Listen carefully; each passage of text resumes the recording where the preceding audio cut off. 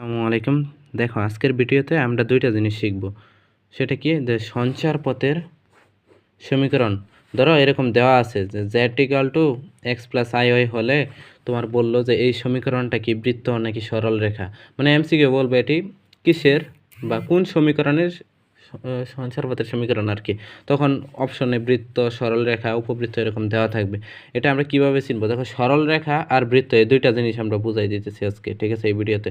দেখো সরল রেখা প্রথম অক্ষর কি দন্তাস, তার মানে কি এই জেটের সহগটা কি হবে, সেম সেম যদি হয়, মনে রাখার উপায় সেম আসতে কি সেম, মানে জেটের সহগটা যদি সেম সেম হয় তাহলে কি সরল রেখা।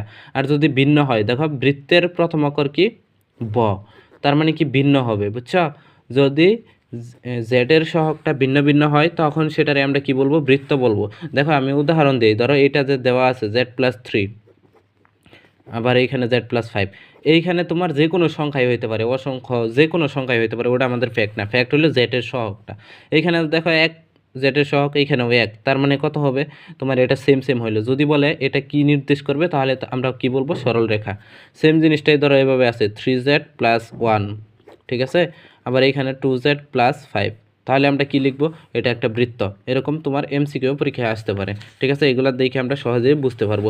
আবার মাঝে মাঝে এরকম থাকতে পারে, ধরো এইখানে 2, ঠিক আছে, z+1, আর এইখানে ধরো 2z+5, তাহলে আমাদের কি করতে হবে, অবশ্যই এই টুটারে এই মনে মনে এইখানে মানে এই দুইটার সাথে গুণ করে তোমার হিসাব করতে হবে। 2 এটার সাথে আছে 2z, আবার এইখানেও 2z, তার মানে কি হবে, এটাও সরল রেখা হবে। আশা করি এই টাইপটা বুঝতে পারছো।